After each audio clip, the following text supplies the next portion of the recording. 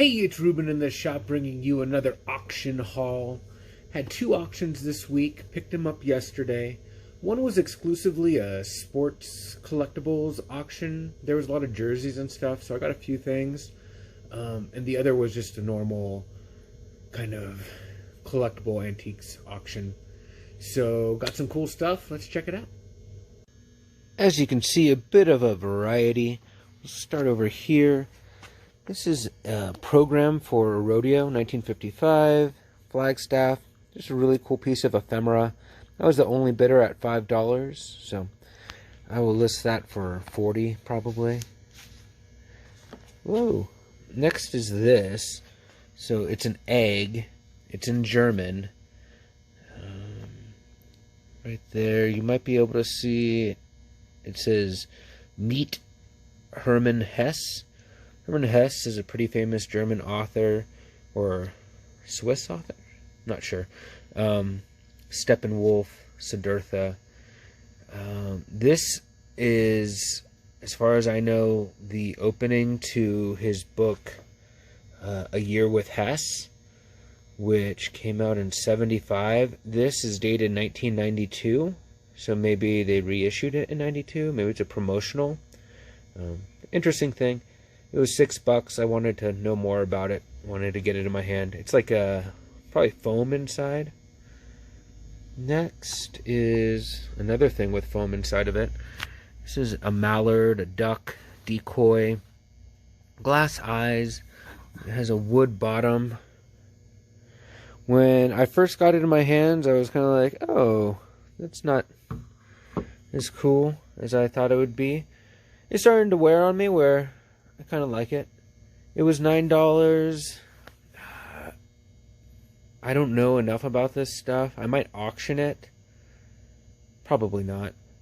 I'll have to do some more research. Maybe it's a $50, $60 thing. That's what I'm hoping. Got these pennants in the sports lot auctions. Sports collectible auctions, that's what it was called. Indiana University, probably worth $10 maybe. This one's good. South Bend White Sox, again with the minor league. Minor leagues are a lot rarer than major leagues. That's like a $30 pennant. And Fort Wayne Comets, minor league hockey. They must have been the subsidiary of the Kings. Got those 2 pins. I'll keep those pins inside the pennant because otherwise there'll be 2 little pinprick holes.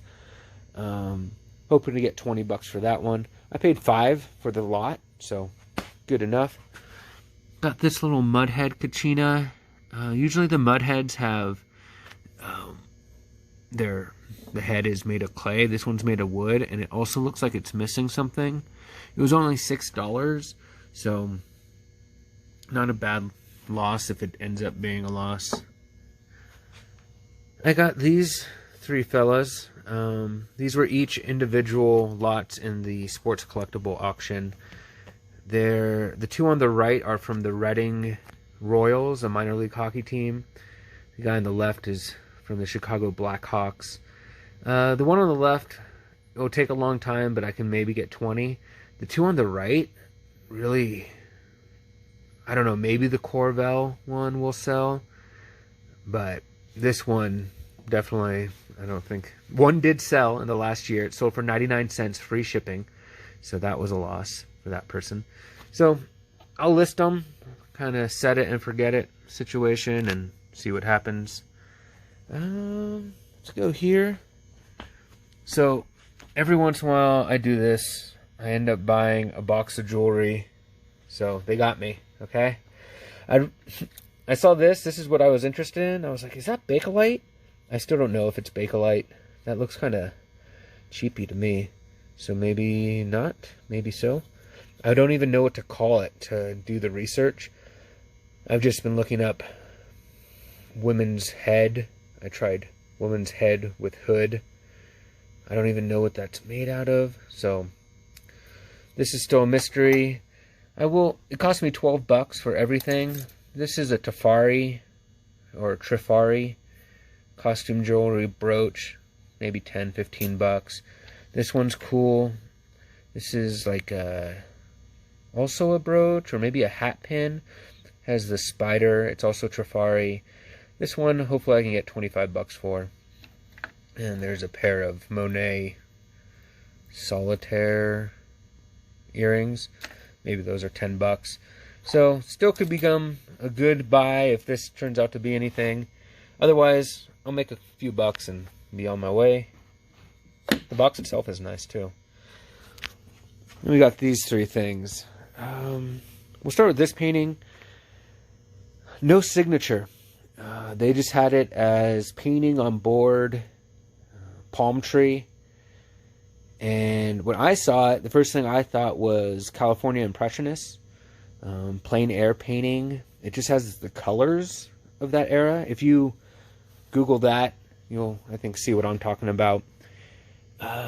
It's tough, though, with no signature. I'm looking at it, and there's cracking that's happening that I believe is happening from age. So that's interesting, because California Plein Air, California Impressionist, that's early part of the 20th century, I believe. So, not much more I can say about that. Here's the back.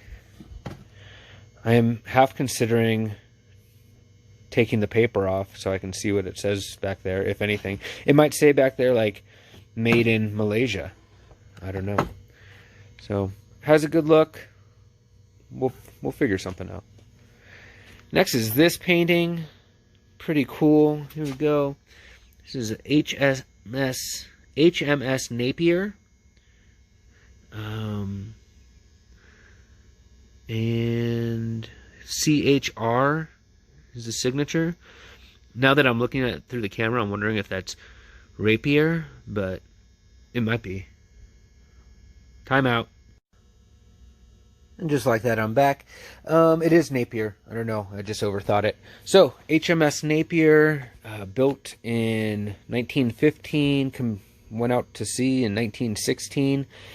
Built by the Royal Navy. This is an M-class destroyer.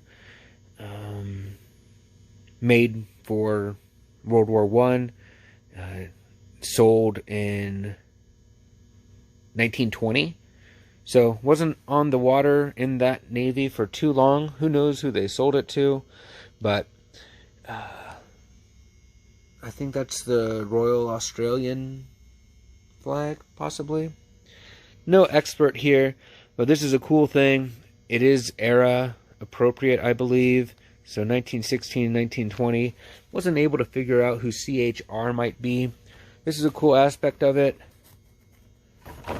It was painted on this map, which would be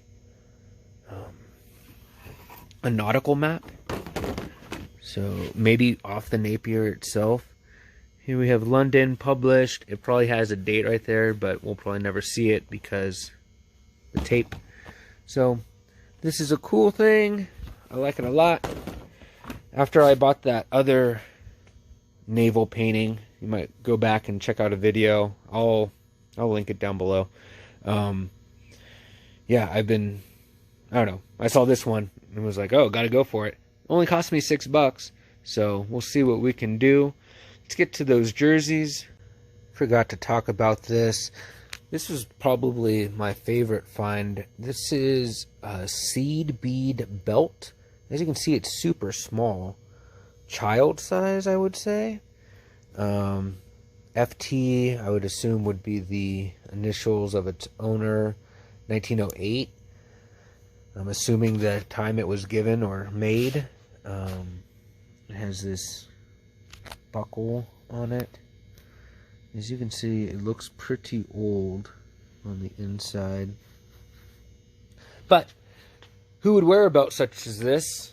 It is quite small. I don't think you're going to give a child that to wear. But I was thinking, could this be used by someone as a hat band? Let me put it on a hat. So it doesn't quite fit, but I mean, it's pretty close. That would look cool. So maybe try to sell it that way. It'd have to be on the right hat, but paid $20 for it. I mean, I wouldn't take any less than $250 just because I think it's cool. So there's that. Let's check out these clothes. First is this jacket. It was the last of the clothes. Winking Lizard Taverns World Tour of Beers 2001. Double XL. Just a promotion jacket made in Canada. Leather sleeves. One sold from 2006 for, I think it was $18 plus $15 shipping. They did an auction.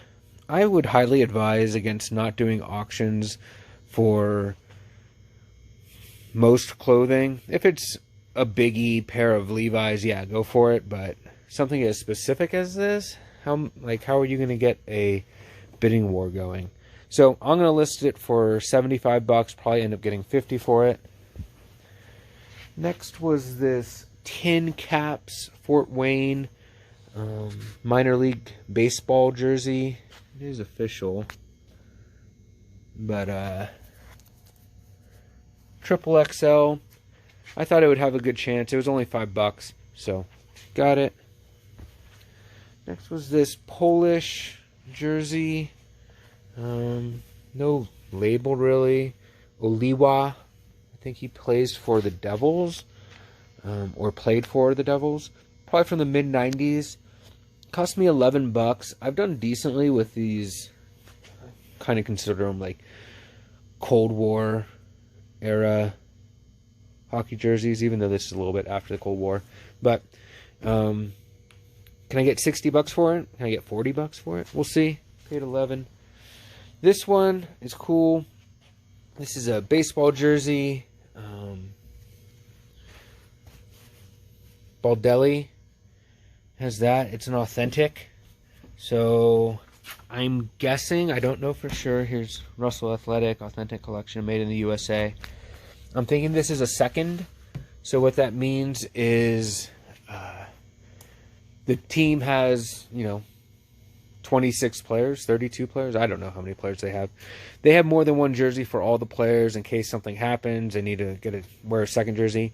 And then after the jerseys get a little worn, like this one has a little bit of staining, sometimes they put them in the fan shop at the stadium and you can just buy one.